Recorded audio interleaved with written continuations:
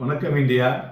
இன்றைய தினம் நமது சந்தைகள் 3 நாள்களான அந்த வீழ்ச்சியிலிருந்து மீட்டெடுத்து நிஃப்டி நியர் 25,900 கிட்ட முடிவடைந்ததற்கு காரணமான US fed interest rate cut. 140 புள்ளிகள் அதிகரித்து 25,898.4 முடிவடைந்திருக்கிறது. Advances 1,811, declines 896.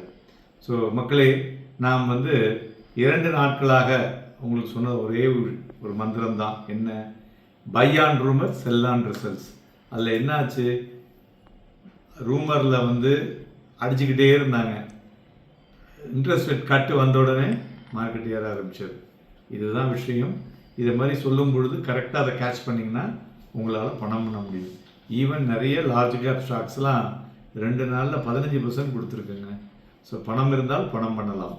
ஓகே, தென் துறைகளை பார்க்கும் பொழுது எக்ஸப்ட் ஒரு தடவை பாக்கி எல்லாமே நன்கு இருக்குது. ஏறின துறைகள்னு பார்த்தோம்னா mid select, auto and metal. Media ஒரு ஸ்லைட் ஒரு ப்ராஃபிட் புக்கிங்கில் வீழ்ச்சி அடைந்த துறைன்னு சொல்லலாம். அதுபோல் 85 பங்குகள் 52 வீக் ஹையையும் 160 பங்குகள் 52 வீக் லோவையும் டச் பண்ணியுள்ளது. அட்வான்ஸ் டிக்ளைன் ரேஷியோ வைத்து பார்க்கும் பொழுது மார்க்கெட் பிரெத்து ஒரு பாசிட்டிவ் மூவில் இருக்குது. அதுமாரி மிட் கேப்பும் 0.7% ஏறி இருக்குது. ஸ்மால் கேப்பும் 0.81% ஏறி இருக்கு. பிரெத் ஆஸ் வெல் அஸ் த மார்க்கெட்டினுடைய மூமெண்ட் பெட்டராக இருப்பதை பார்க்க முடிஞ்சதுன்னு சொல்லலாம். அதுபோல் இன்றைய தினம் மெட்டலும் இன்னைக்கு 1% மேலே ஏறி இருக்கு.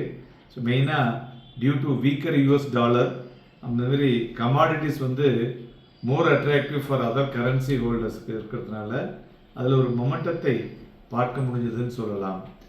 Media is the only sector close on the ரெட்னு சொல்லுவோம். மேலும் இண்டிவிஜுவல் ஸ்டாக்ஸில் ஏறின பங்குகள் அப்படின்னு பார்த்தோம்னா like HDFC bank, Adani enterprises இந்த ரைட்ஸ் இஷ்யூ ஓவர் சப்ஸ்கிரைப் ஆகிருக்குங்க.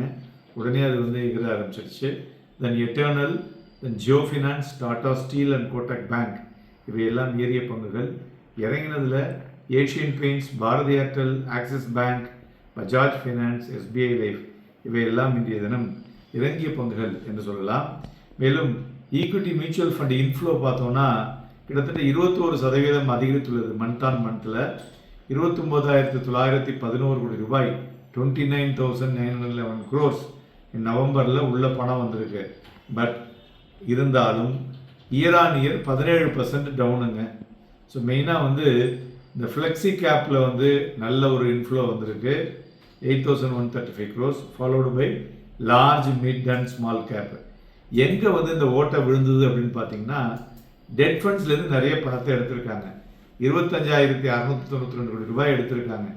யார் வித்ட்ரா பண்ணா அப்படின்னு பார்த்தீங்கன்னா இந்த over net fund and liquid ஃபண்ட்ஸில் போட்டிருந்தாங்கல்ல, இந்த ஹைப்ரிட் ஃபண்ட்ஸ், இதெல்லாம் 6%க்கு மேலே எடுத்திருக்காங்க. 13,300 கோடி ரூபாய் கிட்டத்தட்ட. பாசிவ் ஃபண்ட்ஸ் இன்ஃப்ளோ பார்த்தீங்கன்னா 15,385 கோடி தான். ஆனால் வீழ்ச்சி நிறையா. ஓவராலாக மியூச்சுவல் ஃபண்ட்ஸ் இன்ஃப்ளோ ஒரு கிட்டத்தட்ட ஒரு 33,000 கோடி ரூபாய் வீழ்ச்சியை தழுவுள்ளதையும் பார்க்க முடிஞ்சது. அதுபோல் டாடா ஸ்டீல் இன்னைக்கு கெயின் ஆகிருக்கு 2.56%. அவங்க ஒரு அயனோர் கம்பெனியை, திரிவேணி பெல்லட்ஸுங்கிற கம்பெனியை எடுத்திருக்காங்க. இந்துஸ்தான் ஜிங்க்கும் நியர்லி 2% ஏறி இருக்கு. ஓவராலாக இந்த அவுட்லுக்கோட தங்கம் மெயினாக எல்லாரும் ஃபெட்டு ரேட் இறக்கினாங்கன்னா தங்கம் வெள்ளி இறங்குனாங்க. அது எப்படிங்க இறங்கும்? அது ஏறத்தான் செய்யும். இதுமாரி பாருங்கள், தங்கம் 831 ரூபாய் ஏறி 1,30,627. வெள்ளி பாருங்கள் 4,485 ரூபா, 1,93,220. Nearing 2 lakhs. 2 lakhsலேருந்து 2,50,000 வரலையும் செல்லக்கூடிய வாய்ப்புகள் அதிகமாக தெரிகிறது. இதற்கு மேலே உங்கள் சாமர்த்தியம் எப்படி பணம் பண்ணிக்கிறீங்கன்னு. க்ரூட் ஆயில் 7 ரூபாய் குறைந்து 5,235 வாங்கி கொண்டிருக்கிறது. மெயினாக நியூஸில் பார்க்கும் பொழுது அதாவது moderation in US dollar and bond yield, இது ரெண்டும் யூஎஸ் ஃப்ரெட் ரேட் கட்டுக்கு அப்புறம் இந்த வகையான ஒரு நிகழ்வு நடந்தது தான் சந்தைகளை இன்னைக்கு குதூகலமாக வைக்க உதவியது என்று சொல்லலாம். மேலும் இந்தோ யூஎஸ்னுடைய ட்ரேட் நெகோசியேஷன் பார்த்தீங்கன்னாக்க ஒரு நல்லாவே ஒரு ப்ராக்ரஸ் ஆகிட்டு இருக்கு அப்படின்னு திரு பியூஷ் கோயல் சொல்லியிருக்காரு. இதுவும் ஒரு வரவேற்கத்தக்க நியூஸ் அப்படின்னு சொல்லலாம். பிளாக் டீலை பொறுத்தவரை பார்த்தோன்னா ONGC, Adani green and doctor Reddy இது மூன்றிலும் நடந்துள்ளது. இன்றைய தினம் வாலட்டிலிட்டி இண்டெக்ஸ் பார்த்தோன்னா டவுன் பை 4.67, 10.4 இருக்குது. ஸோ அதனால் நம்மளுடைய வாலட்டிலிட்டியை ஈஸாக இருக்குன்னு சொல்லலாம். மேலும் நிஃப்டி ஜோன் பார்த்தோன்னு வச்சுங்களேன், இந்த 25,950 to 26,000 ஒரு குரூஷியல் அடலாக இருக்கக்கூடும். பட் இந்த எபவ் 26,000 ஒரு அப்சைட் ரேலி வந்து ஒரு 250 புள்ளிகள் வரை மேலே செல்லக்கூடும். கீழே பார்த்தோன்னா நேற்றுக்குரியது போல் இந்த 25,734.55 still act as a very strong சப்போர்ட்டாக இருக்கக்கூடும்.